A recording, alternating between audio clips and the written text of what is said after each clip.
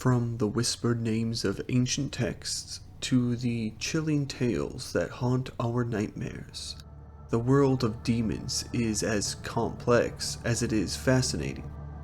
Have you ever wondered who truly rules in the shadows?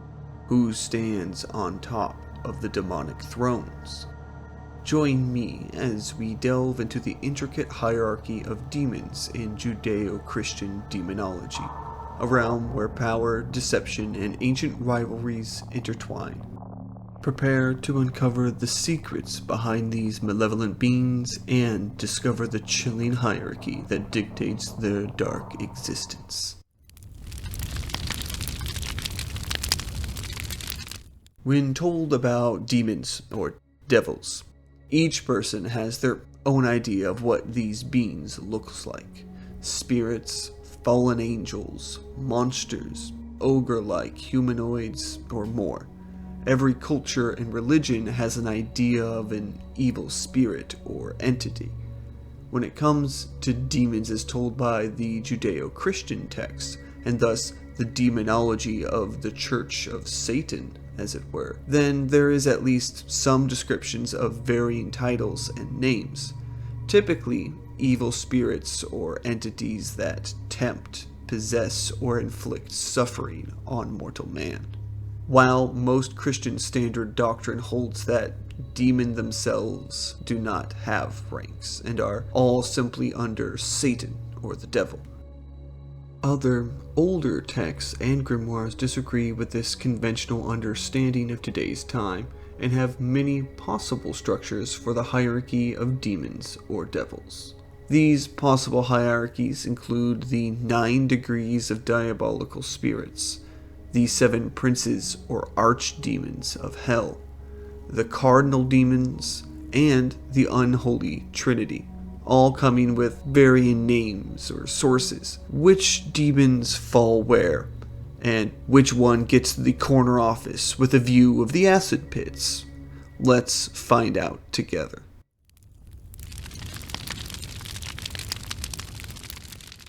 Demonic classes or ranks are hard to pinpoint exactly, but some common themes tend to appear. One of the more common classifications and ranking structures for demons one may find is a mirror of the 9 angelic orders in heaven. As above, so below, after all. This puts demons into 9 categories and roles, being the antithesis to the 9 orders of angels. There are varying structures, but the most accepted is found in the Lesser Key of Solomon, written in the mid-1600s. Each degree contains many demons and corresponds to an angelic order, though each degree also has a ruler and is led by a named demon, and they're listed as follows. As you can see, each degree has its own associated angelic order, as well as each ruling demon. Beelzebub, leader of the false gods, and Pytho, the leader of the spirits of lies, and so on. You could see these as diabolical departments, and each one has a department head. A complementary text that supports the structure is found in De Occulta Philosophia, written in 1509 by Henry Cornelius Agrippa. In this text, Agrippa writes of the demonic scale of Novenary, or the scale of 9, and this is marked as 9 princes ruling over 9 thrones of hell, and thus 9 orders of devils. This lists the same demons with the same associations, Pytho with lies, Mammon with temptation, and so on. This gives us a hierarchy of 9 ruling demons that overlook a legion of other smaller demons in a demonic degree, opposing an order of angels. But it is not the only ranking structure found in these old texts. While the 9 angelic orders are opposed by the 9 diabolical degrees, this mirroring of the structure of heaven continues and is also part of the common practice of naming the 7 archdemons, or 7 kings of hell in many texts. This is the counterpoint to the Christian 7 archangels. The archangels being embodiments of the 7 virtues, Thus, the 7 archdemons are most commonly associated with the 7 deadly sins, assigning a named demon to each sin. Here, there is a large difference in which demons apply to each sin and which demons are named at all, depending on the text or writer you're referencing. For example, the Lantern of Light, dated to 1409, written by an unknown author, assigns these 7 deadly sins as follows: Lucifer with pride, Abaddon with sloth, Asmodeus of lust, Belphegor of gluttony, Satan of wrath, Mammon of greed, Beelzebub of envy. Meanwhile, a later work by Peter Binsfield in 1589 changes some names and designations, giving us this list. Other writings further change associated sins and names, removing Leviathan or Abaddon and then including instead Baal or Belial, Lilith, Azazel, or Astaroth in various places. The 7 deadly sins, while apparently agreed upon, don't have a canonical 7 kings, though I can say almost every single list seems to agree upon including the demons of Lucifer for pride, Mammon for greed or gluttony, Asmodeus for lust, and Satan for wrath. Others change upon the particular list. This may show that, in hell, work performance is a big key part of deciding whether you keep your job for the next century or you get fired. Another ranking of demons that can be found and referenced rather often is the 72 demons of the Ars Goetia. These are found in the Lesser Key of Solomon, as mentioned earlier, the Pseudomonarchia Demonium of Joanne Wyer, written 1577, and the Dictionnaire Infernal by Jacques Collin de Plancy, 1818. Many of the demons named here are our usual suspects: Abaddon, Azazel, Beelzebub, Lucifer, Mammon, but other new names can be found: Belan, Gomorrhi, Malphas, and others. The 72 demons of Ars Goetia are a counterbalance to the 72 angels of Shem HaMephorash, a list of Kabbalistic angels, each ruling over the countering 72 demons, ostensibly keeping them in check and protecting humans from their corruption. A full list of these demons can be found rather easily by searching the Pseudomonarchia Demonum. On the other hand, illustrations of many are found in the 1863 publication of the Dictionnaire Infernal. Another important title and rank for demons is that of the 4 cardinal directions, or the 4 crown princes of hell. Just as the book of Revelation had the 4 angels of the cardinal winds, so too does the demons of hell have their cardinal rulers. In particular, we have the names from the Satanic Bible and the infernal names therein.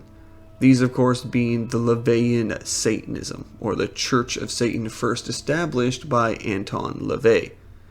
The Satanic Bible consists of 4 chapters or books, so named after these 4 demons, each being connected to a cardinal direction, an element of nature, and a ritualistic object.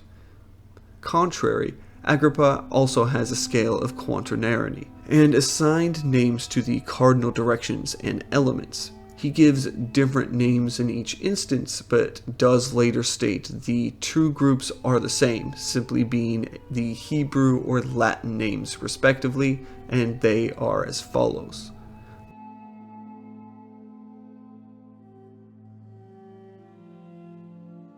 The Lesser Key of Solomon, the Ars Goetia, also once again named a different set of 4 demons as the rulers of the 4 directions, confusing the matter even further.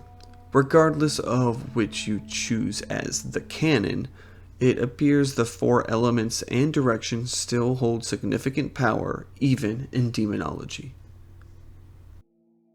Lastly, there is the unholy or diabolical trinity, typically said as Lucifer, Satan, and the Antichrist by most denominations, or more precisely in the book of Revelation, the dragon, the beast of the sea, and the beast of the earth. Meanwhile, demonology texts give direct names to these beings. The diabolical trinity, as written in the Grand Grimoire 1421 to 1522, puts these as Lucifer, the emperor, Beelzebub, the prince, and Astaroth, the grand duke.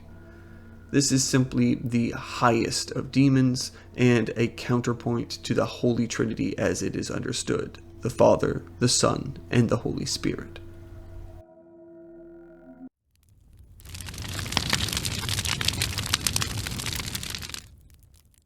So with that all said, we have a loose but understandable hierarchy of demons that we can lay out. Quite obviously, some names will be stated many times, if not showing in all the layers of this hierarchy. After all, demons loathe to share power, even when delegating. That being said, we have the pyramid of Hell's hierarchy as follows. At the very top is the diabolical trinity, Lucifer, Beelzebub, and Astaroth.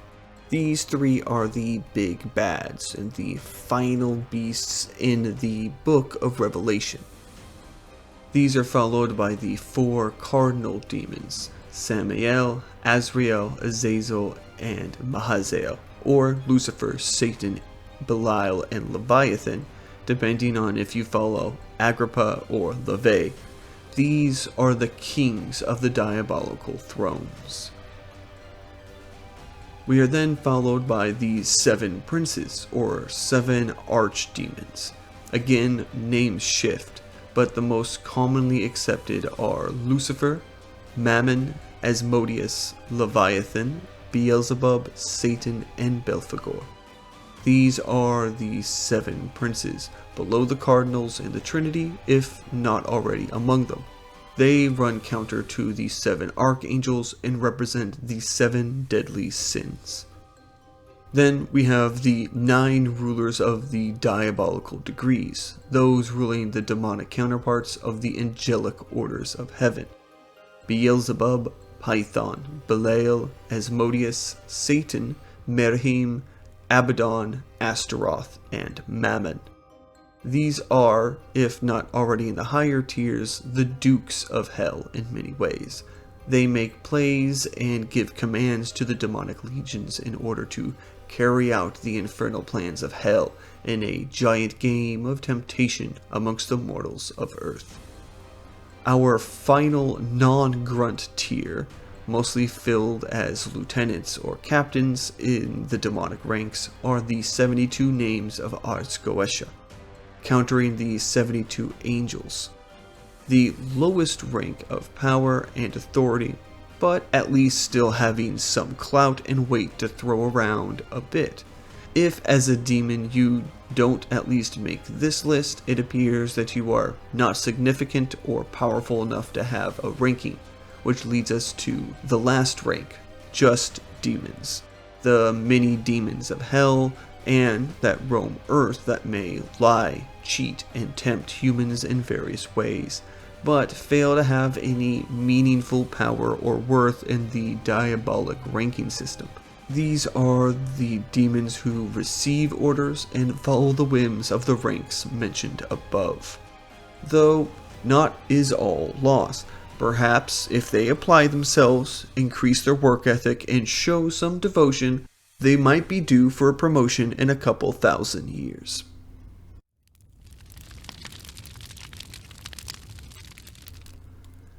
And that is all that I have for you today.